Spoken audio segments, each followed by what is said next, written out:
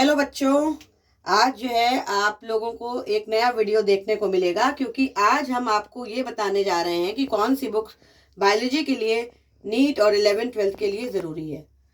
तो सबसे पहले ये कन्फ्यूजन हर बच्चों को रहता है। जो भी बच्चे पढ़ते हैं 11th-12th में आते 11th के अंदर आते ही कोई ना कोई बच्चा कोचिंग ज्वाइन कर लेता है नीट के लिए, फाउंडेशन कोर्सेज के लिए। आजकल तमाम कोचिंग चली हुई हैं, अनअकैडमी है, PW है, आकाश है। इसके अलावा बहुत सारी मोहल्लेदारी वाली कोचिंग्स होती है। तो उसमें जो है बच्चों को समझ में नहीं आता कि हमें क्या पढ़ना चाहिए, किन बुक्स को रेफर करना चाहिए।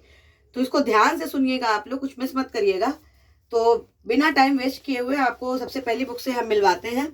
देखिए, ये है NCERT exemplar problem solutions biology.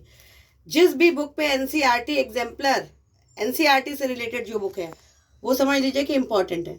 ये अरिहंत पब्लिकेशन की बुक है और इसके अंदर बेसिकली क्या है, ये प्रॉब्लम्स हैं। ये प्रॉब्लम्स हैं।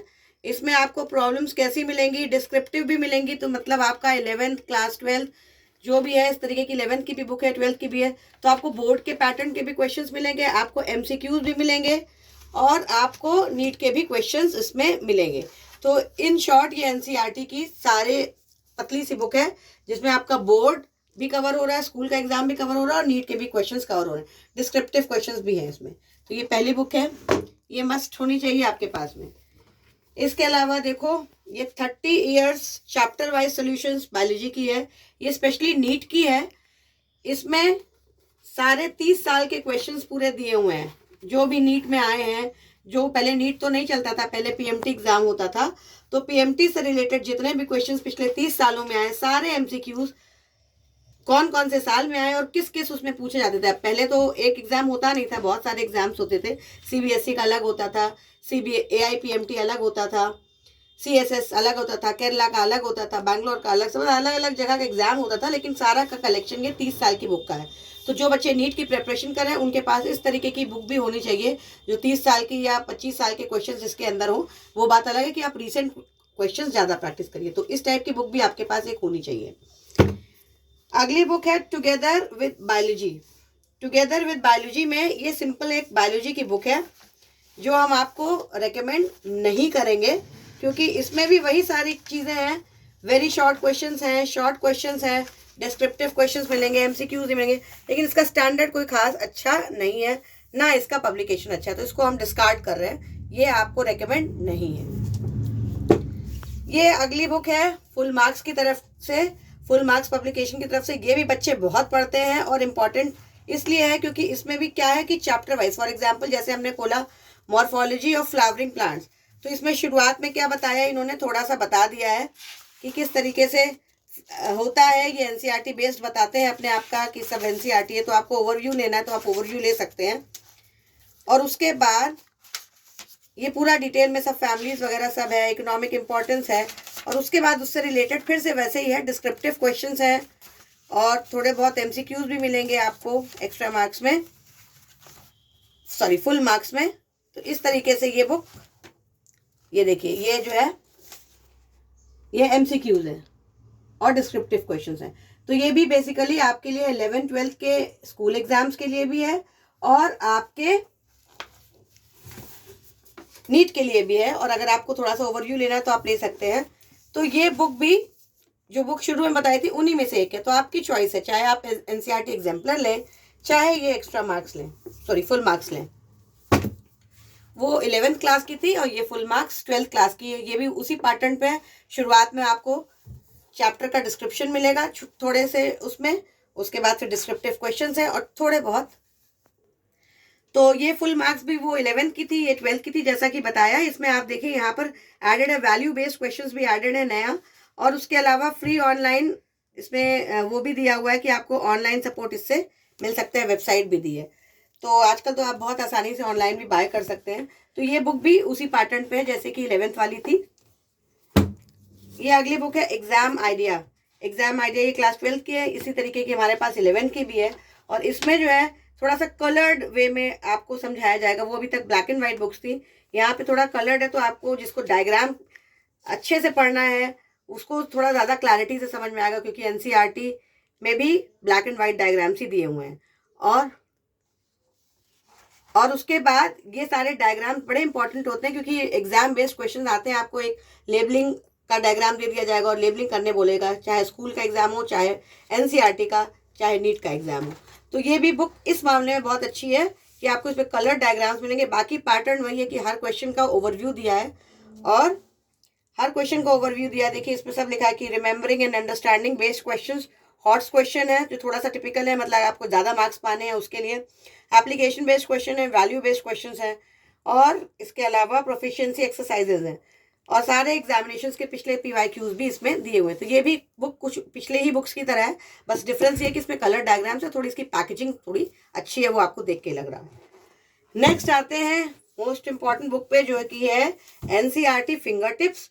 ये बहुत बहुत इंपॉर्टेंट बुक है, ये आपके पास होनी ही चाहिए, भले ही वो पिछली बुक्स आप लें ना लें। ये बुक्स इसलिए इंपॉर्टेंट है क्योंकि ये MCQs की ही बुक है, और ये कंप्लीटली आपके नीट के सिलेबस के ऊपर बेस्ड है, और ये जो है नए सिलेबस के ऊपर, रैशनलाइज सिलेबस के ऊपर बेस्ड है। इसमें पहले आपको क्या दिया है कि हर क्वेश्चन का थोड़ा सा ओवरव्यू दिया है, 2-3 पेज का, तो आप शॉर्ट में आप पढ़ सकते हैं, और वो बहुत रेलिवेंट इन्फॉर्मेशन है जो नीट जो एनसीईआरटी में शॉर्ट फॉर्म में नहीं दी है वो इसमें दी है। कुछ कुछ बातें एनसीईआरटी में नहीं दी है, थोड़ी बहुत, जो कि एग्जाम में आती है वो इसमें दी गई हैं।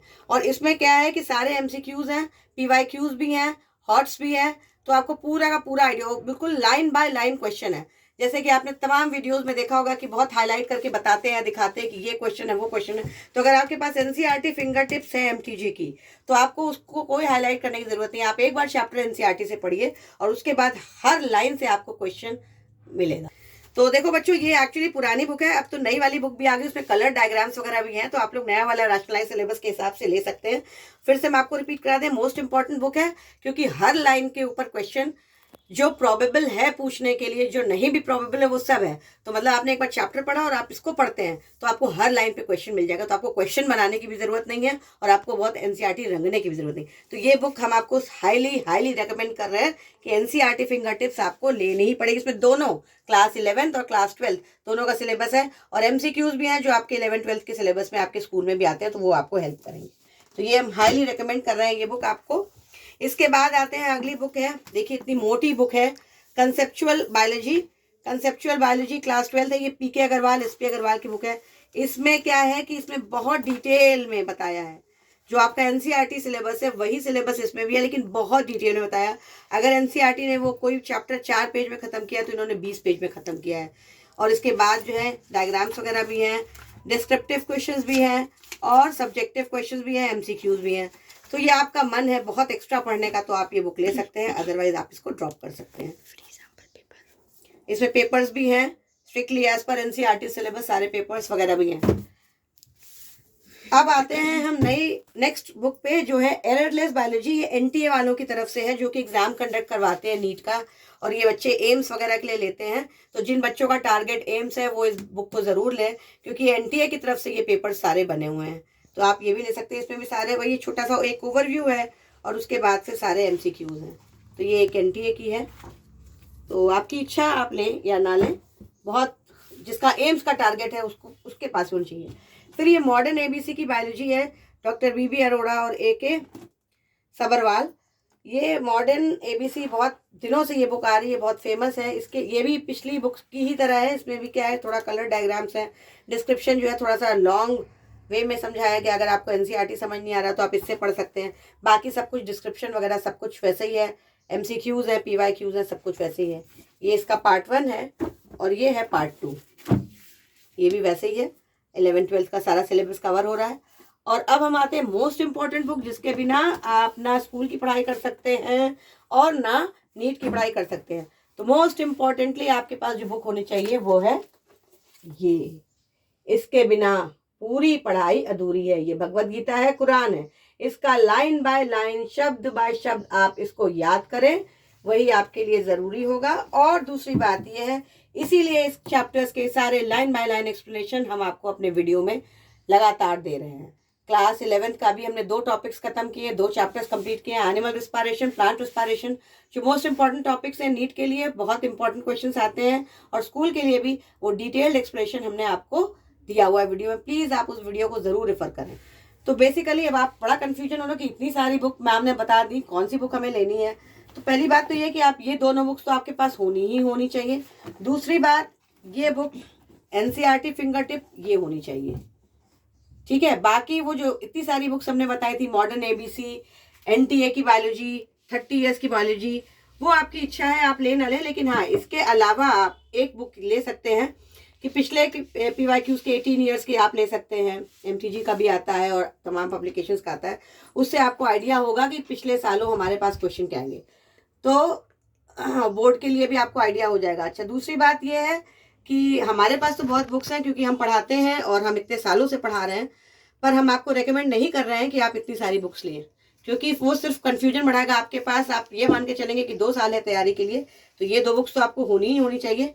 प्लस आप एक ये बुक ले लीजिए जिसमें आपको लाइन बाय लाइन एक्सप्लेनेशन है, लाइन बाय लाइन आपका क्वेश्चंस बने, और इसके अलावा एक 18 ईयर्स या 36 ईयर्स के पेपर्स वाली बुक जरूर ले लीजिए। बाकी आपको जरूरत नहीं है, अगर आपको एनसीईआरटी समझ में आ रही है तो।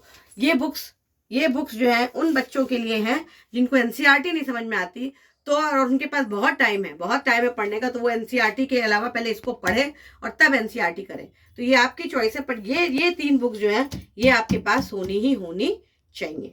तो आज का वीडियो यहीं पर एंड करते हैं, और अगर आप लोगों को कोई भी डाउट है बुक से रिलेटेड, नोट से रिलेटेड, तो आप ज़रूर से हमको कमेंट करें, और आगे इसको सब्सक्राइब करें, शेयर करें, जिससे कि और बच्चों तक ये सारी ज़रूरी इन्फॉर्मेशन पहुंचते रहें।